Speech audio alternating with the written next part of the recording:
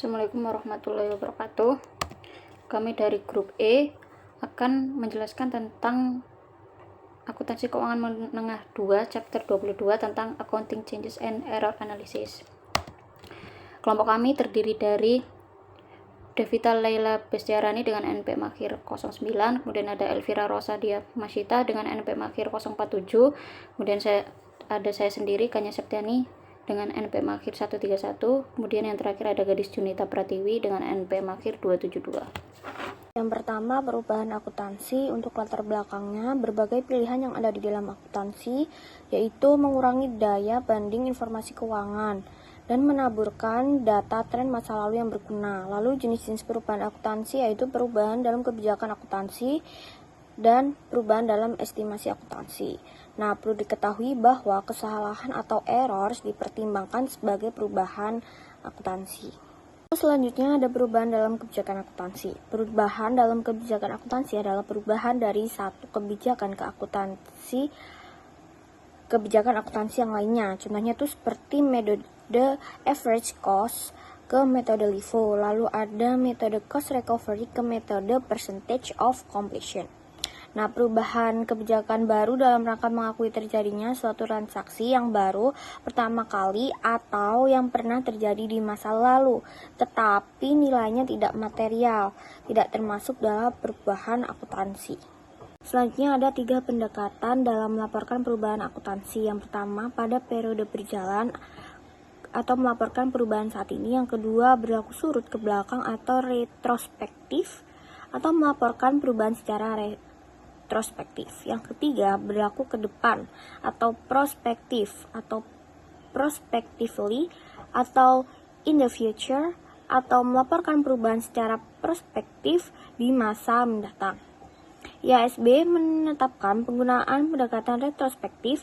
Dasar pemikirannya adalah penggunaan laporan keuangan dapat memperoleh hasil perbandingan yang lebih baik dari satu periode ke periode selanjutnya.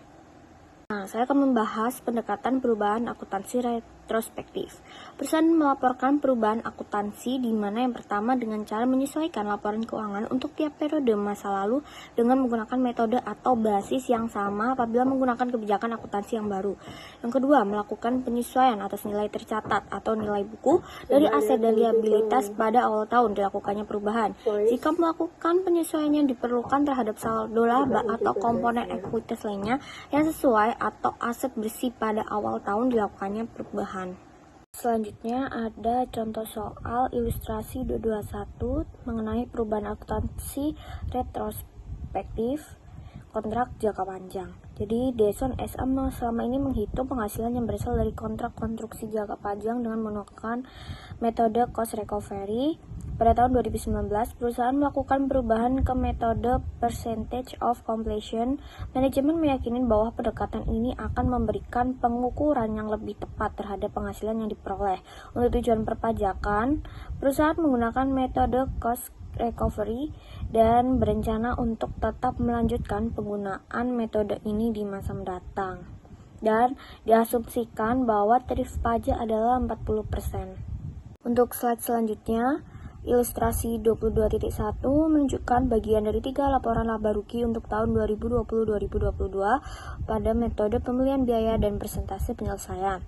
Nah, tidak ada perbedaan laba antara metode akuntansi lama dan baru sebelum tahun 2020. Di sini diperlihatkan untuk perbandingan antara cost recovery method dan percentage of completion method, di mana net income percentage of completion method ini lebih besar ya daripada cost recovery method.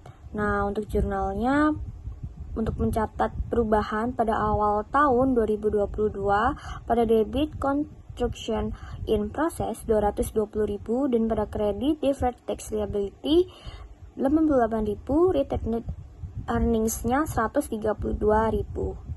Selanjutnya ada pelaporan perubahan dalam kebijakan akuntansi. pengungkapan utama yang diperlukan adalah sebagai berikut. Yang pertama, hakikat atau sifat dari perubahan dalam prinsip akuntansi. Yang kedua, alasan-alasan mengapa penerapan kebijakan akuntansi yang baru menyediakan informasi yang lebih relevan dan reliable atau andal. Yang ketiga, untuk periode berjalan dan setiap periode sebelumnya yang telah dilaporkan sejauh dapat dilakukan. Jumlah penyesuaiannya itu untuk tiap line item, laporan keuangan yang berdampak, dan IPS pada dasar dan IPS di lulusan. Dan yang terakhir, jumlah penyesuaian yang berkaitan dengan periode sebelum semua perubahan dilaporkan sejauh dapat dilakukan. Selanjutnya, penyesuaian saldo laba, di mana saldo awal laba itu sebesar 1.360.000 pada awal tahun 2017. Di sini diperlihatkan ada before change dan after change. Pada before change, return net earnings pada 1 Januari 2017 bisa 1.360.000, net income-nya 240.000, dan return net earnings-nya pada 31 Desember 2017 besar 1.600.000.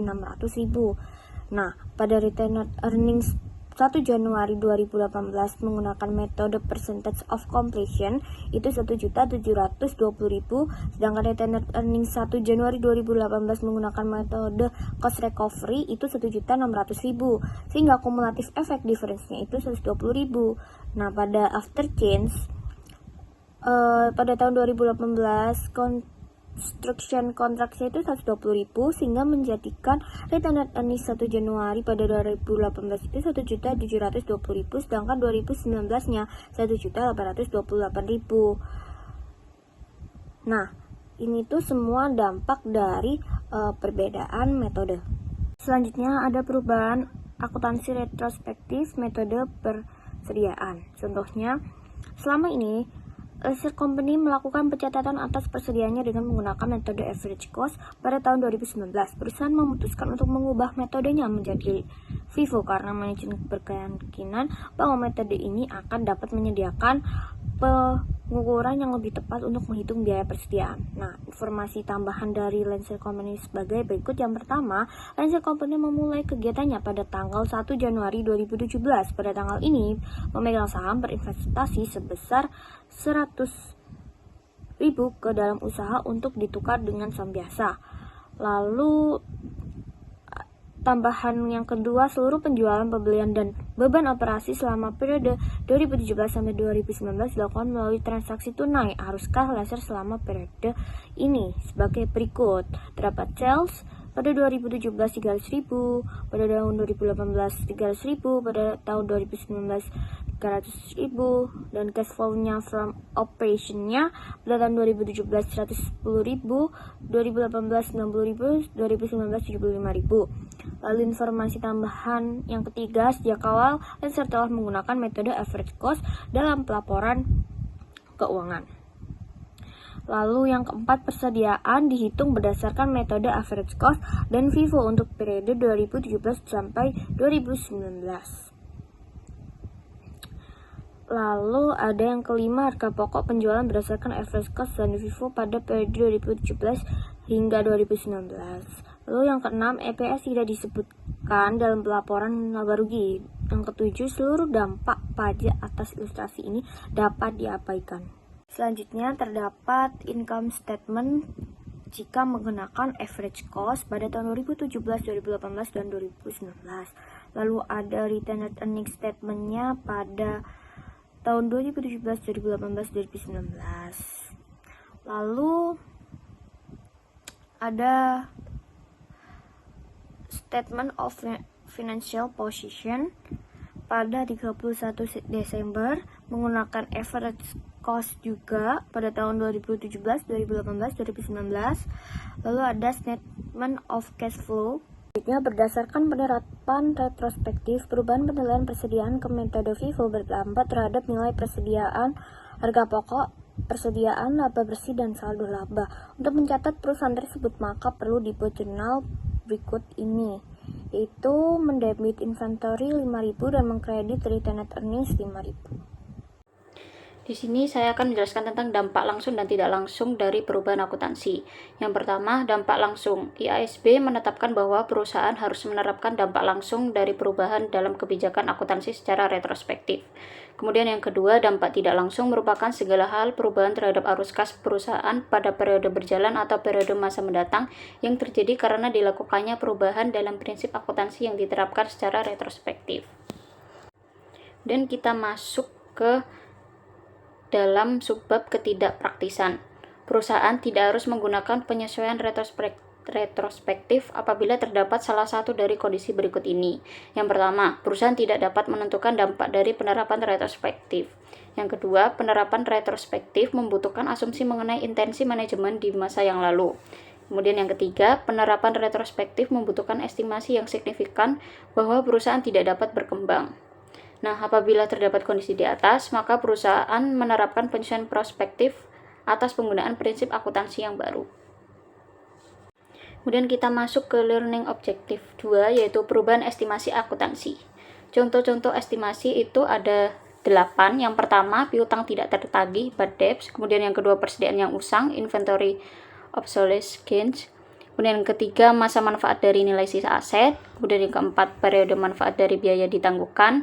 Kemudian yang kelima, liabilitas dari biaya garansi dan pajak penghasilan. Keenam, pemulihan cadangan mineral. Dan yang ketujuh, perubahan dalam estimasi depresiasi. Kedelapan, nilai wajar aset keuangan atau liabilitas keuangan. Selanjutnya ada pelaporan prospektif. Perubahan dalam estimasi dilaporkan secara prospektif. Perhitungan perubahan estimasi dilakukan pada yang pertama, periode perubahan apabila perubahan estimasi tersebut mempengaruhi periode itu saja. Kemudian yang kedua, periode terjadinya perubahan dan periode mendatang apabila perubahan estimasi mempengaruhi keduanya. IASB memandang perubahan estimasi sebagai koreksi dan penyesuaian normal yang berulang dan melarang menerapkan penyesuaian retrospektif. Nah, di sini ada contoh soalnya, yaitu Loa Labs membeli sebuah gedung seharga 3 juta yang awalnya diperkirakan memiliki masa manfaat 15 tahun dan tidak memiliki nilai sisa.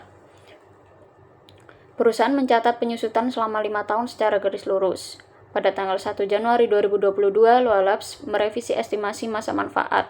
Sekarang perusahaan menganggap aset tersebut memiliki total masa manfaat 25 tahun. Asumsikan bahwa masa manfaat untuk pelaporan keuangan dan tujuan pajak serta metode penyusutan adalah sama. Di sini udah ada keterangan akun-akun pada awal tahun ke-6, yaitu building sebesar 3 juta, kemudian akumulasi depreciation building 1 juta didapat dari 200.000 dikali dengan 5. Kemudian book value of building 2 juta. 2 juta ini didapat dari 3 juta dikurangi dengan 1 juta. Nah, pembahasan dari soal tadi, Loa Labs mencatat penyusutan untuk tahun 2022 sebagai berikut, yaitu depreciation expense pada accumulated depreciation building sebesar 100.000. Nah, 100.000 itu didapat dari book value of asset dibagi dengan remaining service life, yaitu 22 juta dibagi dengan 25 dikurangi dengan 5 tahun. Maka hasilnya 2 juta dikurangi dengan 20 tahun, sehingga hasilnya adalah 100.000. Untuk pengungkapannya, perusahaan harus mengungkapkan sifat dan jumlah perubahan estimasi akuntansi yang berdampak pada periode berjalan atau diharapkan berdampak pada periode mendatang, kecuali jika dampak tersebut tidak praktis untuk diestimasikan. Perusahaan tidak perlu mengungkapkan perubahan dalam estimasi akuntansi yang dilakukan sebagai bagian dari operasi normal, seperti penyisian piutang tak tertagih atau persediaan yang usang, kecuali perusahaan ini bersifat material. Materi selanjutnya yaitu kesalahan dalam akuntansi. Ada jenis-jenis kesalahan dalam akuntansi, yaitu yang pertama, suatu perubahan dari penerapan prinsip akuntansi yang tidak diterima secara umum ke kebijakan akuntansi yang diterima secara umum. Yang kedua, kesalahan perhitungan matematis. Yang ketiga, perubahan dalam estimasi yang terjadi karena suatu perusahaan tidak melakukan penyiapan estimasi secara baik. Yang keempat, tidak mencatat pendapatan atau beban akrual atau yang ditangguhkan. Yang kelima, salah menggunakan fakta. Dan yang keenam, klasifikasi yang tidak tepat atas pencatatan biaya sebagai beban dan bukan sebagai aset atau sebaliknya. Selanjutnya yaitu contoh koreksi kesalahan. Di sini ada contoh pada perusahaan Selectro PLC menemukan Pada tahun 2022, perusahaan gagal mencatat biaya penyusutan sebesar 20.000 pada bangunan yang baru dibangun. Bangunan ini adalah satu-satunya aset yang dapat disusutkan yang dimiliki oleh Selektro. Perusahaan tersebut telah memasukkan biaya penyusutan dengan benar dalam laporan pajaknya dan melaporkan pajak penghasilan yang harus dibayarkan dengan benar. Dan di sini ditampilkan penyajian laporan laba rugi Selektro pada tahun 2022 dengan kesalahan dan tanpa kesalahan. Di sini ada income before depreciation expense tanpa kesalahan 100.000 dengan kesalahannya 100.000. Kemudian depreciation expense-nya 20.000 tanpa kesalahan dengan kesalahannya 0. Income before income tax tanpa kesalahan 80.000 dengan kesalahannya 100. 80.000 ini 100 dikurangi 20.000. Kemudian untuk saat ini terdapat 32.000 difference pada tanpa kesalahan 32.000, kemudian dengan kesalahannya 40.000. Jadi 40.000 dikurangi 32.000 kan 8.000. Kemudian di pendapatan bersih dan penyajian laporan laba rugi tanpa kesalahan sebesar 48.000, sedangkan dengan kesalahan laporan laba rugi pendapatan bersihnya sebesar 60.000. Selanjutnya yaitu entry yang seharusnya dibuat oleh Selektro dan telah dibuat untuk mencatat beban penyusutan dan pajak penghasilan. Jadi yang tabel sebelah kiri merupakan entry yang seharusnya dibuat oleh perusahaan tanpa adanya kesalahan, sedangkan yang kolom sebelah kanan merupakan entry yang dilakukan perusahaan dengan adanya kesalahan. Di sini depreciation expense 20.000, kemudian akumulasi depreciation buildings-nya 20.000 dikreditkan. Income tax expense di debit 32.000 dan income tax payable di kredit 32.000. Sedangkan pada entry yang dilakukan perusahaan dengan adanya kesalahan tidak ada entry yang dibuat untuk penyusutan. Sedangkan untuk income tax expense-nya 40.000, kemudian mengkredit akun deferred tax liability dan income tax payable sebesar 32.000. Selanjutnya menunjukkan kesalahan penghilangan 20.000 pada tahun 2022 menghasilkan efek sebagai berikut, yaitu income statement effect atau dampak laporan laba ruginya. Beban penyusutan pada tahun 2022 diremehkan sebesar 20.000. Kemudian beban pajak penghasilan pada tahun 2022 dilebih-lebihkan sebesar 8.000. 8.000 ini didapatkan dari 20.000 dikali dengan 40. Kemudian net income laba bersih pada tahun 2022 dilebih-lebihkan sebesar 12.000. 12.000 ini didapatkan dari 20.000 depreciation expense dikurangi dengan income tax expense sebesar 8.000. Kemudian pada laporan efek posisi keuangan, akumulasi depreciation building is understand 20.000. Akumulasi depresiasi ini diremehkan sebesar 20.000. Kemudian deferred tax liability dilebih-lebihkan sebesar 8.000. Untuk jurnal koreksi yang tepat untuk tahun 2023 yaitu mendebit akun retained earnings sebesar 12.000 dan deferred tax liability sebesar 8.000. Kemudian mengkredit akun akumulasi depreciation building sebesar 20.000. Kemudian yaitu analisis kesalahan. Untuk menganalisis suatu kesalahan, perusahaan harus menjawab pertanyaan-pertanyaan di mana jenis kesalahan apa yang terkait, kemudian jurnal apa yang dibutuhkan untuk mengoreksi masalah tersebut. Setelah mengetahui adanya kesalahan, bagaimanakah laporan keuangan disajikan kembali. Perusahaan memperlakukan kesalahan sebagai penyesuaian periode sebelumnya dan melaporkannya pada tahun berjalan sebagai penyesuaian terhadap saldo awal saldo laba. Baik, selanjutnya saya akan membahas tentang kesalahan laporan posisi keuangan, di mana kesalahan laporan posisi keuangan biasanya berpengaruh hanya pada akun seperti aset, liabilitas, dan ekuitas yang ada dalam laporan posisi keuangan. Nah, kesalahan dalam laporan posisi keuangan itu ada dua. Yang pertama itu kesalahan tahun berjalan, di mana biasanya untuk kesalahan tahun berjalan ini, cara menanganinya yaitu dengan melakukan klasifikasi ke pos-pos yang benar. Jadi melakukan klasifikasi ke pos-pos yang benar ini tuh kita mengkaji ulang. Jadi memasukkan ke akun-akun yang tepat. Nah, untuk yang kedua itu ada kesalahan tahun sebelumnya, di mana biasanya dilakukan kajian ulang atau kajian kembali laporan posisi keuangan tahun sebelumnya untuk tujuan perbandingan atau komparatif. Selanjutnya itu ada kesalahan laporan laba rugi. Nah, kesalahan laporan laba rugi ini biasanya terdapat klasifikasi yang tidak tepat atas pendapatan atau beban, di mana kesalahannya itu ada dua juga, ada kesalahan tahun berjalan sama kesalahan tahun sebelumnya. Sama seperti kesalahan laporan posisi keuangan, laporan laba rugi juga untuk tahun berjalan harus dilakukan klasifikasi ke pos-pos yang benar. Nah, untuk tahun sebelumnya juga sama, lakukan sajian kembali laporan laba rugi tahun sebelumnya untuk tujuan perbandingan atau komparatif. Selanjutnya itu kesalahan laporan posisi keuangan dan laporan laba rugi. Jadi, kesalahan yang saling memperbaiki atau counterbalancing errors memiliki dampak perbaikan pada dua periode, di mana yang pertama itu apabila perusahaan telah menutup pembukuannya pada tahun berjalan. Jadi untuk kalau sudah ditutup pembukuannya, maka yang pertama itu jika kesalahan telah saling memperbaiki, tidak diperlukan jurnal. Tapi jika belum diperbaiki, maka diperlukan jurnal untuk menyesuaikan saldo kini dari saldo laba untuk tujuan komparatif. Terus sajian kembali tetap diperlukan meskipun jurnal koreksi tidak dibutuhkan.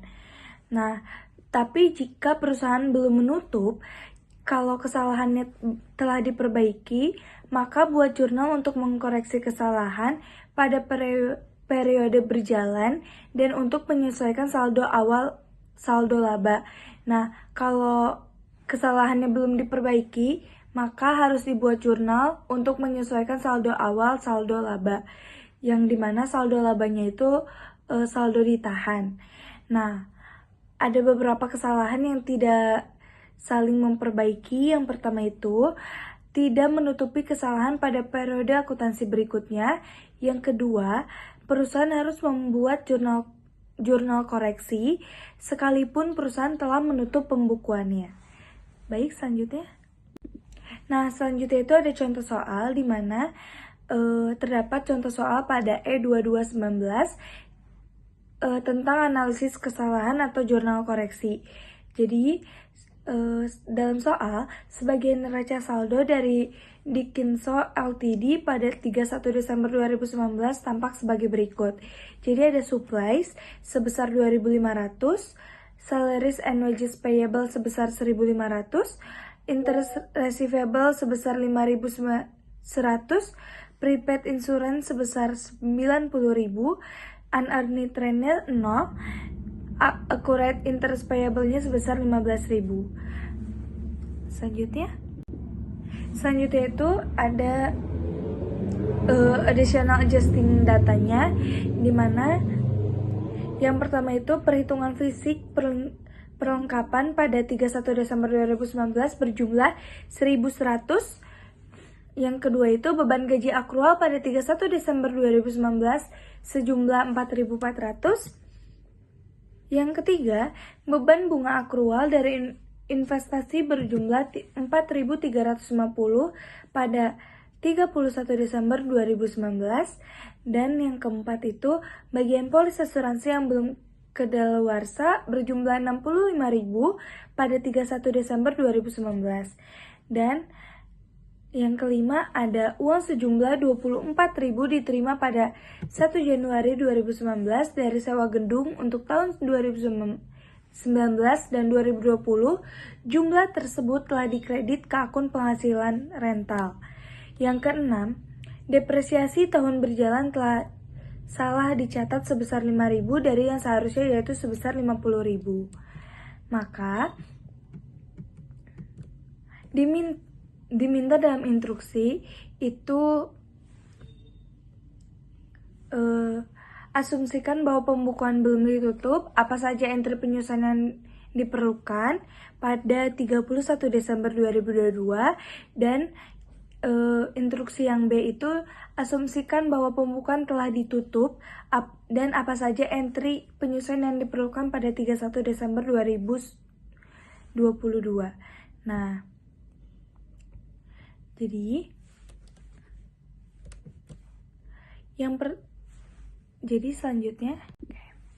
selanjutnya untuk jawaban itu yang pertama, untuk perhitungan fisik perlengkapan pada 31 Desember 2019 yang berjumlah 1100 itu untuk jawaban A, untuk instruksi A itu akan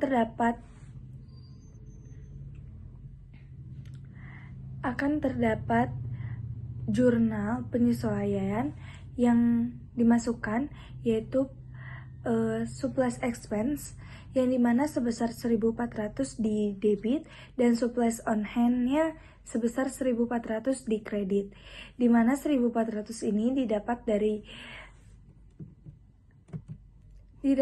supplies yang terdapat pada soal sebesar 2.500 dikurangi dengan perhitungan fisik perlengkapannya yang berjumlah 1.100, maka dihasilkan 1.400. Nah, untuk yang B sendiri itu di situ untuk instruksi B kan pembukuan yang telah ditutup. Nah, untuk pembukuan yang telah ditutup itu pastinya kita hanya mengganti expense menjadi laba ditahan. Nah, maka jurnalnya itu retained earnings dengan supplies, di mana retained earnings itu sebesar 1.400 di debit dan supplies itu sebesar 1.400 di kredit. Sama untuk soal-soal berikutnya. Untuk yang B, setiap expense atau revenue itu diganti menjadi retained earnings. Nah, yang kedua itu ada beban gaji akrual pada 31 Desember 2019 berjumlah 4.400, di mana untuk pembukuan yang belum ditutup itu salary and wages expense dan accurate salary and wages, di mana sebesar 2.900. 2.900 ini didapat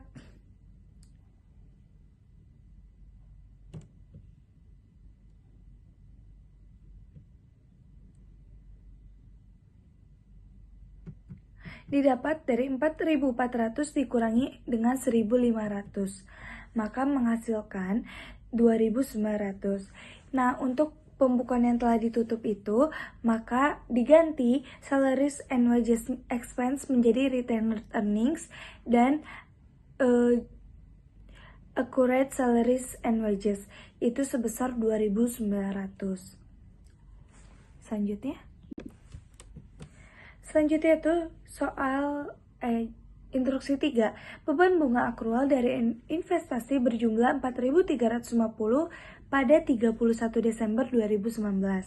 Maka interest revenue-nya itu sebesar 5.100 dikurangi dengan 4.350 yang dimana menghasilkan sebesar 750. Nah, untuk ininya dengan interest receivable. Jadi interest revenue di debit, interest receivable itu di kredit. Nah, untuk pembukaan yang telah ditutup, maka diganti interest revenue-nya itu sebagai retained earnings. Nah, jadi retained earnings di debit dan interest receivable-nya tetap di kredit. Terus, untuk yang keempat, bagian polis asuransi yang belum kadaluarsa berjumlah 65.000 pada 31 Desember 2019. Maka, jika belum ditutup, akun-akunnya yaitu insurance expense di debit dan prepaid insurance di kredit. Tetapi jika pembukuannya telah ditutup, maka insurance expense berganti dengan retained earnings. Jadi retained earnings di debit dan prepaid insurance di kredit. Baik, selanjutnya itu yang kelima, uang sejumlah 24.000 diterima pada 1 Januari 2019 dari sewa gedung untuk tahun 2019 dan 2020. maka jumlah tersebut telah dikredit ke akun penghasilan rental. Maka akun-akunnya yaitu rental income sebesar 12.000 di debit dan unearned rent sebesar 12.000 di kredit. 12.000 ini didapat dari 24.000 dibagi 2. Kenapa 2? Karena 2 ini berasal dari 2 tahun. Jadi kan di soal disebut dari sewa gedung untuk tahun 2019 dan 2020.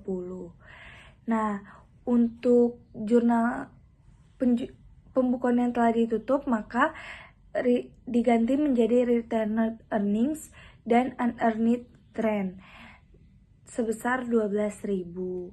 Nah, untuk yang terakhir itu depresiasi tahun berjalan telah salah dicatat sebesar 5.000 dari yang seharusnya itu 50.000. Maka akun-akunnya untuk pembukuan yang belum ditutup itu depreciation expense dan accumulated depreciation sebesar 45.000, di mana didapat dari 50.000 dikurangi 5.000 karena depresiasi tahun berjalannya telah salah catat. Nah, untuk pembukuan telah ditutup, maka akun-akunnya retained earnings dengan accumulated depreciation. Baik.